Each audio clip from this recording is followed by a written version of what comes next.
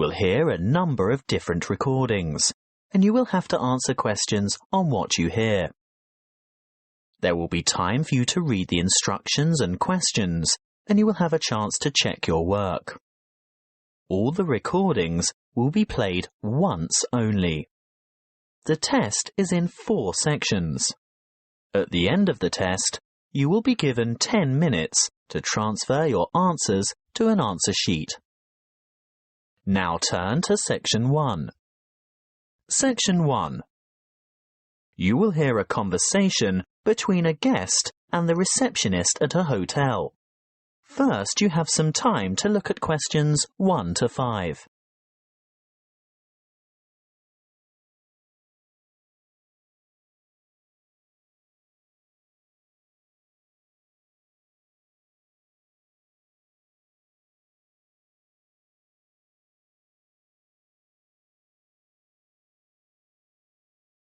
You will see that there is an example that has been done for you. On this occasion only, the conversation relating to this will be played first. Good afternoon. My name is Kelvin Jones. I booked by internet yesterday. Good afternoon, Mr. Jones. Welcome to the Armitage Hotel. Can you spell your first name for me, please? Certainly. Kelvin. Thank you. Do you have your booking number? Or perhaps you printed out your confirmation? The guest's first name is Kelvin, so Kelvin has been written in the space. Now we shall begin. You should answer the questions as you listen, because you will not hear the recording a second time. Listen carefully and answer questions 1 to 5. Good afternoon. My name is Kelvin Jones. I booked by internet yesterday. Good afternoon, Mr. Jones. Welcome to the Armitage Hotel. Can you spell your first name for me, please? Certainly. Kelvin. Thank you. Do you have your booking number? Or perhaps you printed out your confirmation? Yes, of course. I don't have the printout, but I did remember to note down the number. It's 00L2381420. Thanks. 00L2381420. Oh, I see you've stayed with us before. Yes, on several occasions. And do you still have the same vehicle registration number? HQW5919? Well, no. This time I have the company car. And what is the registration number? Oh dear, I can't remember. Hang on a minute. Here it is on the keyring. HUV 3331. Thanks. HUV 3331. Now, today's the 21st of May, and I see you've booked a deluxe room on the 5th floor, room 501. Really? I booked a deluxe room? I usually only ever have a standard double room. It's the off-season, Mr. Jones, and we've upgraded you. How nice. And what does the deluxe room have? Is it as good as a suite? Almost. It has all the usual, plus a spa bath, fully stocked bath fridge, a king-size bed and a balcony. Is there a view from the balcony? Yes. Is that a view of the bay? Yes, and a glimpse of the Blue Lagoon as well. Very nice. I hope it'll be warm enough to sit out there. We can't guarantee the weather, Mr. Jones, although we do try to make your stay as comfortable as possible. Thank you. Now that you mention comfort, is it possible to have some extra pillows, please? I have a sore shoulder, you see, and I need to prop it up at night, or I don't get any sleep. Well, you'll find pillows on the bed, of course, and we can send up a couple more later. Well, I'd appreciate that. One more thing. You paid by credit card over the internet. Can I see your credit card, please? Oh, of course. And some photo ID? What would you like? Driver's license? Yes, that's fine. You're staying for 5 days, is that right? That was the original plan, yes. But the conference has been cut short by 2 days because the keynote speaker is ill. So I'll be going home on Wednesday. So that's just 3 nights in all. Afraid so. Before you hear the rest of the conversation, you have some time to look at questions 6 to 10.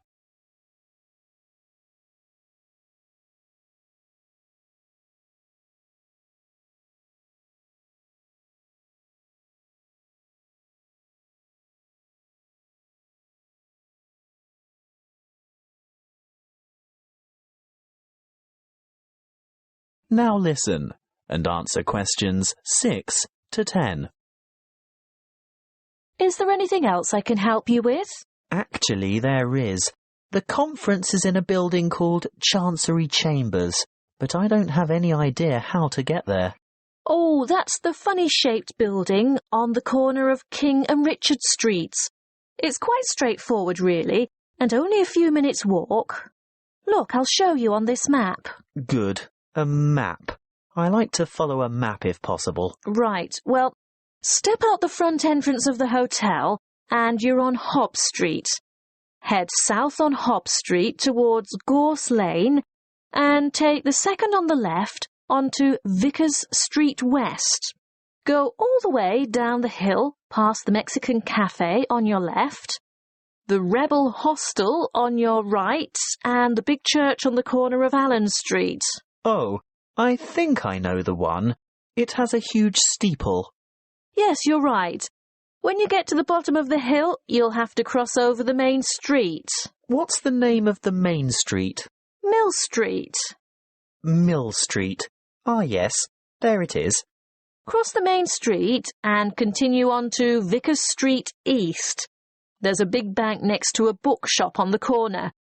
Go up the hill towards the entrance to the park. I've heard it's very beautiful. Oh, yes. Well worth a look when you've got some free time. Anyway, don't go in the park. Turn left into Kitchen Street. You'll walk past Bowen's Bistro. Actually, probably the best place to get a good lunch at a reasonable price. After Bowen's, take the second left into Baker's Lane. It's a very short street. Then take the first on your left onto King Street, and you should see the Art Deco Chancery Chambers building a bit further along on the corner of Richard Street. Oh, thank you for that. I'm most grateful. That is the end of section 1. You now have half a minute to check your answers.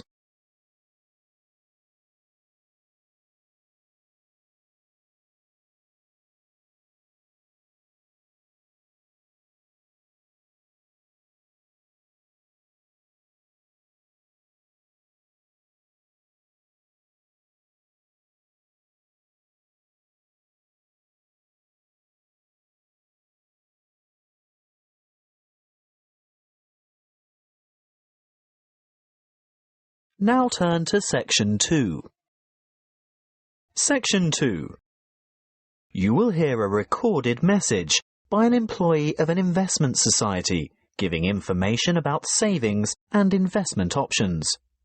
First, you have some time to look at questions 11 to 13.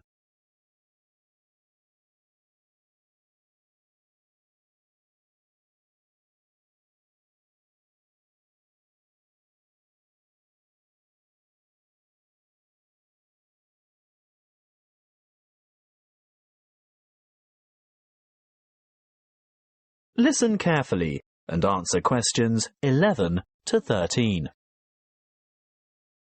Welcome to the information line of the State Investment Society.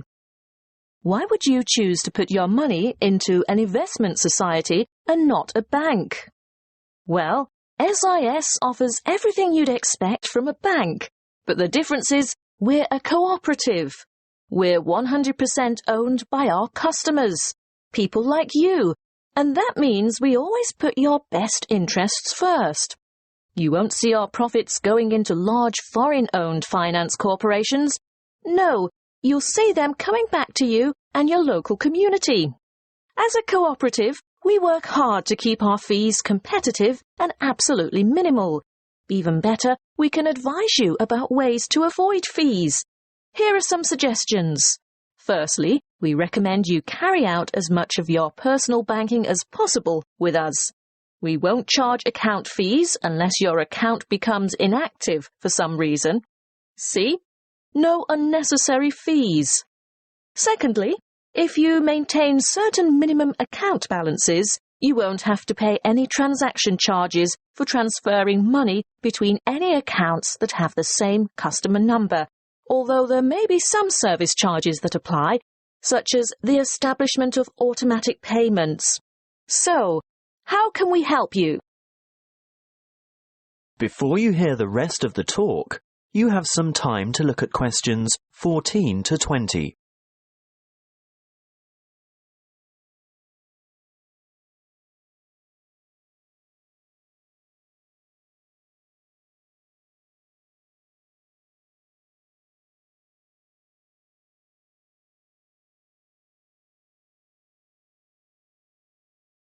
Now listen and answer questions 14 to 20. Let's look first at savings options. We can give you 3 options. Our internet account earns you interest from your very first dollar deposited. You don't have to maintain a minimum balance, and you earn a good interest rate from the start. Interest calculated daily and paid into your account monthly. You always have immediate access to your money by using the internet, text or telephone banking. What's more, there are no account or transaction fees. With our Stairs Saver scheme, the more you save, the higher interest you earn. Again, there's no minimum balance, but as your balance grows, you'll earn higher interest rates. There are 3 interest tiers or steps, plus bonus interest. Interest is calculated daily and paid monthly. Now, what about access to your money? You are free to make as many withdrawals as you like, but if you restrict them to 1 a month and your balance increases over that month, then you'll earn that bonus interest. With our simple saver scheme, access is available anytime and we don't impose penalties for withdrawals. This scheme has 1 interest rate, no minimum balance, and interest is calculated daily and paid annually at the end of the financial year, the 30th of June. So, you can see that savings accounts are ideal if you're starting from scratch. Do you know you can open a savings account with as little as $10? They're usually the best choice for short-term financial goals. For the longer term, we recommend some kind of investment account. Let's take a look at our investment options, starting with the safest. The most secure, low-risk option is a basic term deposit, starting with a minimum deposit of $1,000. Interest is calculated daily, but you can choose whether to have it paid out monthly, quarterly, or at maturity. What we recommend if you really want to see money grow is having interest compounded quarterly. You'll only get access to your funds when your term deposit matures, so be sure to think carefully about the amount of time before you lock it away. It could be anything from 6 months to 5 years. Bonds are generally a longer commitment, but they may bring better rewards in the future. There is a minimum deposit of $5,000 and interest is calculated daily. You may choose to have interest compounded quarterly or paid out quarterly. And, of course, you'll have access to your money when your bond reaches maturity. Looking really long-term, there is our retirement fund, which is, of course, a savings plan for retirement. There is no minimum deposit, but the good news is that you can choose to contribute a certain percentage of your income before tax is paid on it. As for interest, well, you choose a particular type of fund which has a different level of return depending on the level of risk. And access? Well, not before you turn 60 years old. As I said, it's a retirement scheme. That is the end of section 2. You now have half a minute to check your answers.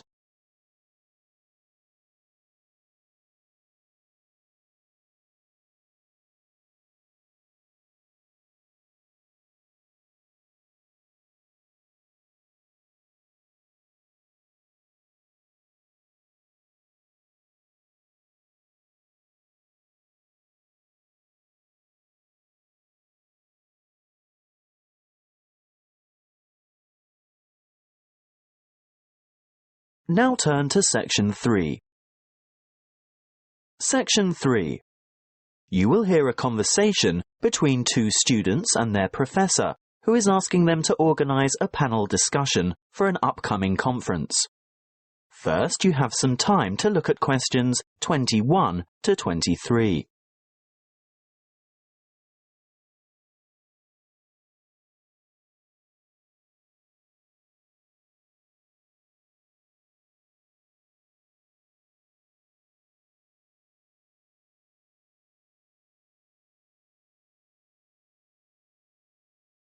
Listen carefully and answer questions 21 to 23. Come in and sit down, Louise, Stuart. I suppose you're wondering why I've asked you both to come here today. Well, we've heard rumours. Forget the rumours. I'll get straight down to business. You know that I'm organising a conference on 17th century English literature? Yes, but...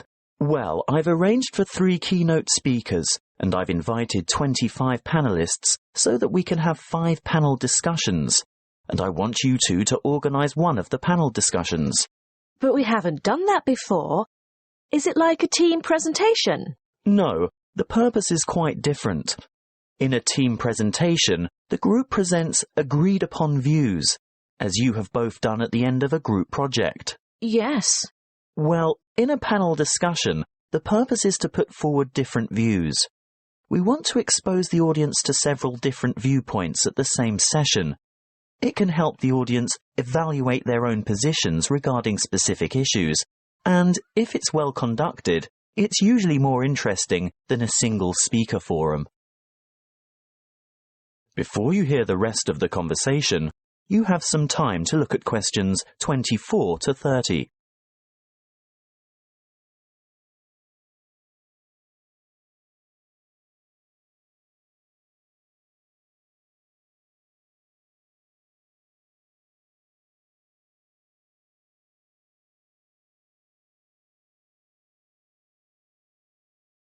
Now listen and answer questions 24 to 30.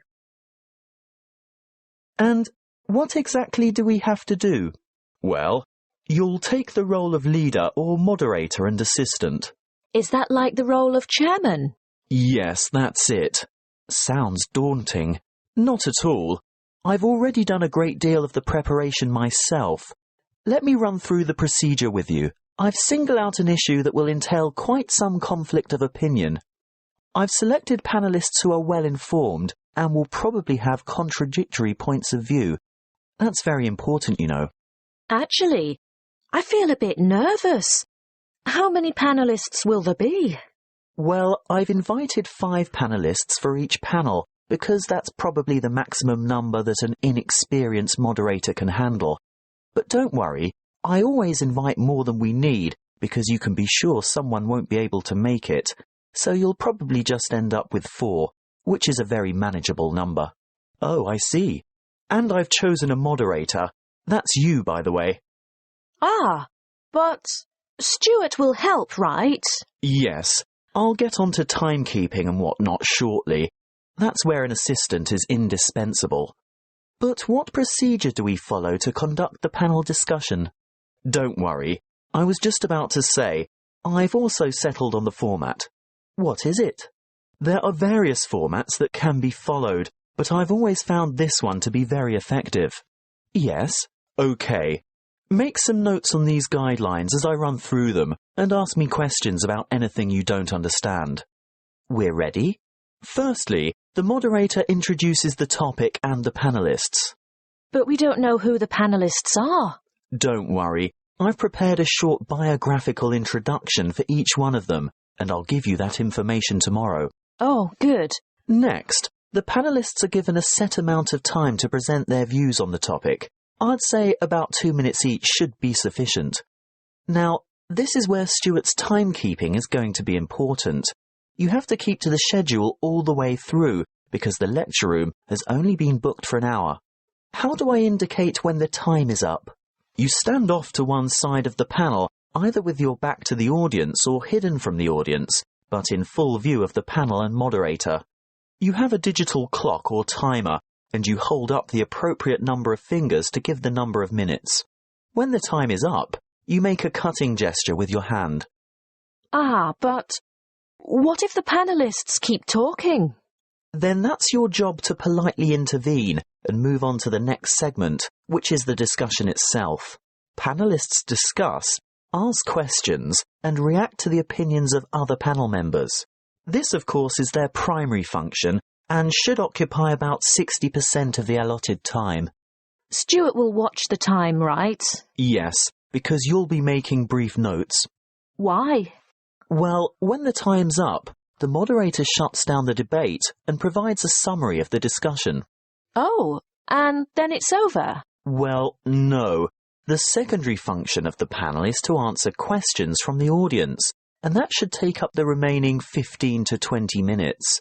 It's the leader's role to recognise appropriate questions and reject those not related to the subject.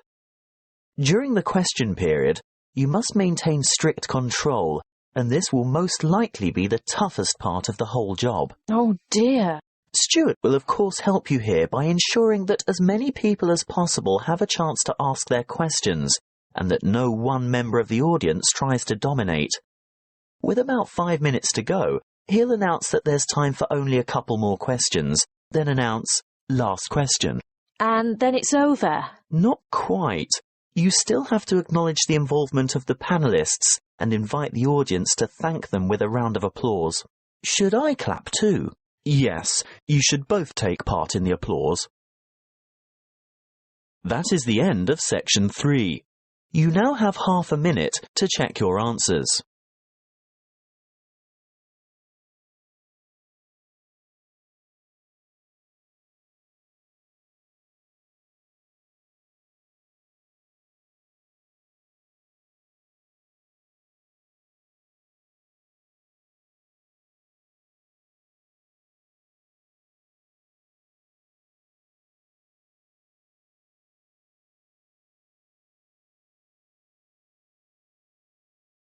Now turn to section 4.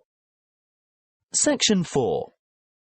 You will hear a talk on hydroelectric power. First, you have some time to look at questions 31 to 40.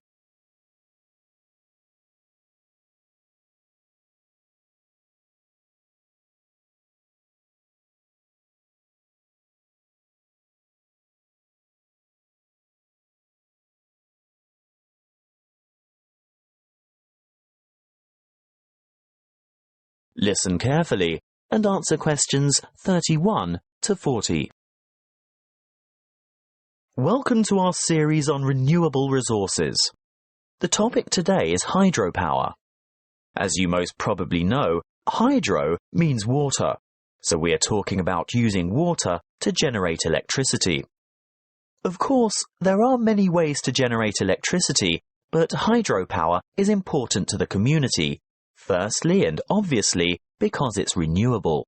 The Earth's hydrologic cycle of constant evaporation and transpiration provides a continual supply of water from rainfall and snowmelt. The second point to consider is its efficiency. Hydropower plants are able to convert approximately 90% of the energy from the falling water into electric energy, whereas many fossil-fueled plants lose more than half of the energy content of their fuel by way of waste heat and gases. For this reason, they are very efficient. Hydropower is also clean.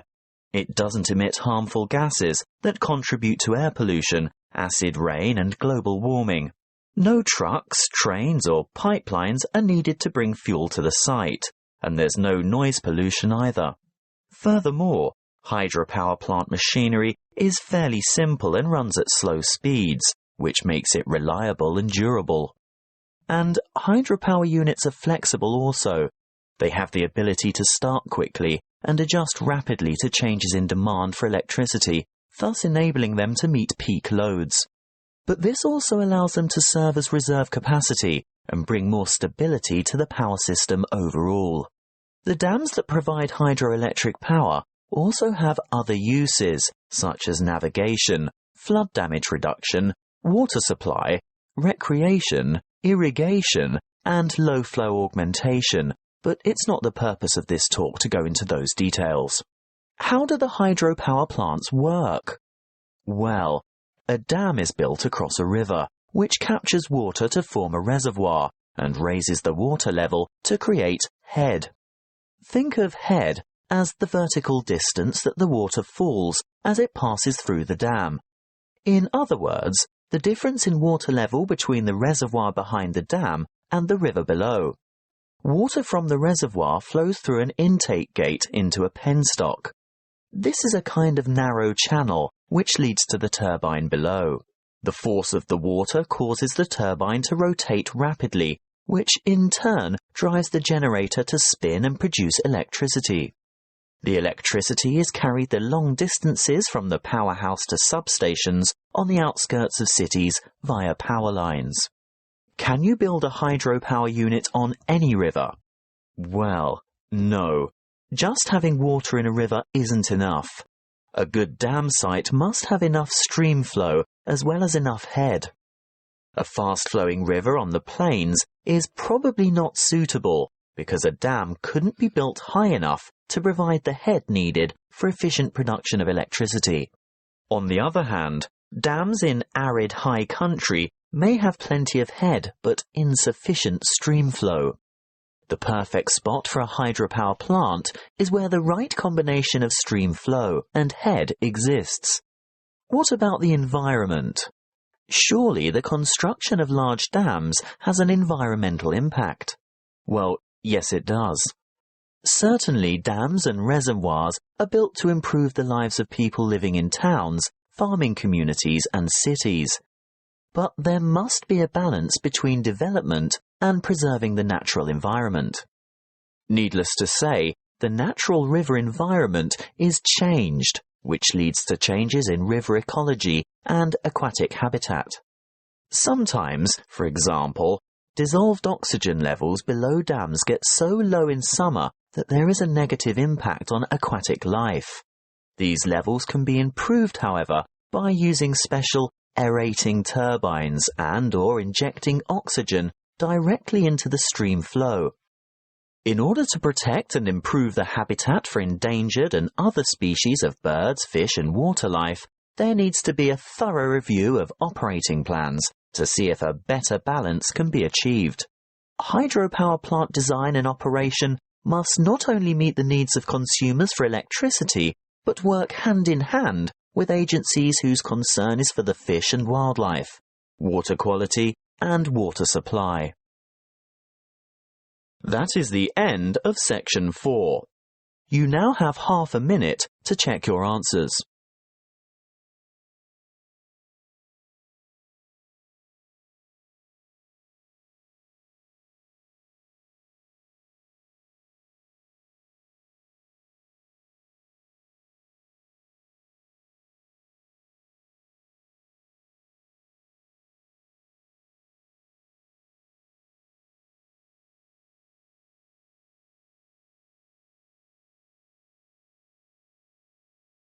This is the end of the listening test. You now have 10 minutes to transfer your answers to the listening answer sheet.